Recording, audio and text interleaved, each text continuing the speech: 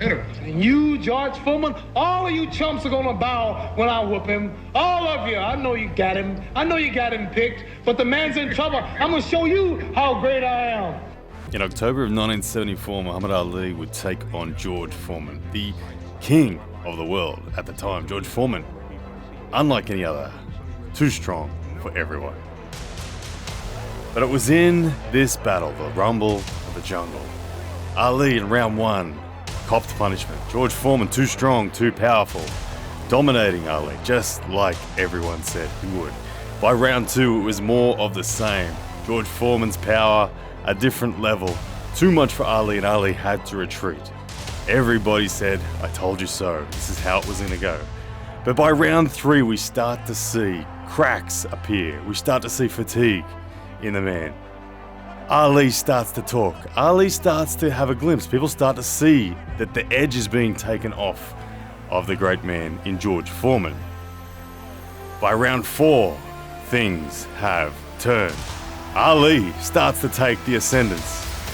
The aerobic capacity of the older man in Muhammad Ali starts to dominate. He starts to bring out his technical prowess. George Foreman swings wildly, hoping to finish it. By round five, desperate to finish the match, George Foreman's guard starts to drop and he starts to have heavy hands. Ali picks up the pace. He gets on top. By round six, it's more of the same. Ali now picking him apart, technically in control, aerobically in control, absolutely coming home against the odds.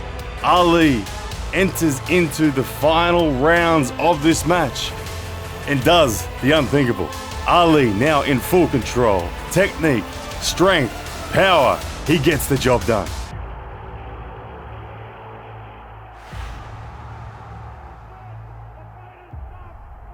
Can Devon be Ali? Can Devon Larratt be Muhammad Ali? This is an amazing opportunity for him. Devon Larratt has an opportunity to be written in the history books of not only arm wrestling but sport. There are so many parallels between the Rumble in the Jungle that took place in 1974 and this King of the Table match. Very different sports, but very similar stories. George Foreman in 1974, he was the heavyweight champion of the world. He'd beaten Joe Frazier, who had previously defeated Muhammad Ali, and it was said by the experts and the fans at the time that no, simply Ali does not have a chance. Ali had been a world champion once upon a time, but he'd been out of action. His return to the top was just simply not going to happen. There was a new era in place, and George Foreman was the king of that new era. A different breed, they said, someone who hit the bag just simply too hard and would knock out Ali easily. Now, when these match came about, round one, round two, it all looked very much as per the plan. It looked like Foreman was just simply going to be too much. But as the match went on, as round three came up, we started to see fatigue. We started to see everything that Ali had said in the press conferences starting to come to life. The crowd started to chant Ali Boumaye, which meant kill him. Ali had won the crowd prior to this match. He'd won the fans, and we were starting to see the belief. Now, as round four came on, you could see round four, round five, round six, it was evident who was in control. It was evident who had more gas in the tank. It was Muhammad Ali coming home strong.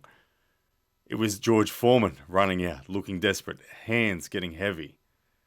And it was at this point in time, in the later rounds in 7 and 8, that Ali came for the kill and knocked out George Foreman, becoming one of the most heroic and all-time greatest sports people ever. Now, Devon Larratt has this opportunity. The parallels are so good. The rope-a-dope that we saw Ali do, that's the king's move. That is the king's move. Rounds 1 and 2, expect Saginashvili to just be, boom, too strong, too powerful, job done. Round 3, look for Devon to find a balance. Look for indications of the hand and wrist of Levan Saginashvili struggling to remain dominant. Look for cracks. Levan may still win that round. Now, if this heroic story is going to be back, if it's going to be on, it's going to happen just as it did for Ali. Round 4, Round 4 was when he started to take control. This is when it is do or die. There is no opportunity. If Levan wins 4 rounds in a row, it's game over. Devon will need to do exactly as Ali did. Round 4, start to get in control. Start to absolutely have what he needs. Start to pick apart his opponent. Take a round. Take another round. Take another round. And by the 7th and silver bullet round, if the fairy tale is to be on, look for Devon Larratt to knock out Levan Saginashvili. It will come in the form of a high hook if it happens. There will be no more King's move by then. He will stand tall, face to face with his enemy. Control center, control his hand and wrist, and decisively look to gain a victory. If this happens, the fairy tale is done. The fairy tale is on. It's poetic. It's as good as sport gets. This is what Devon Larratt is hunting.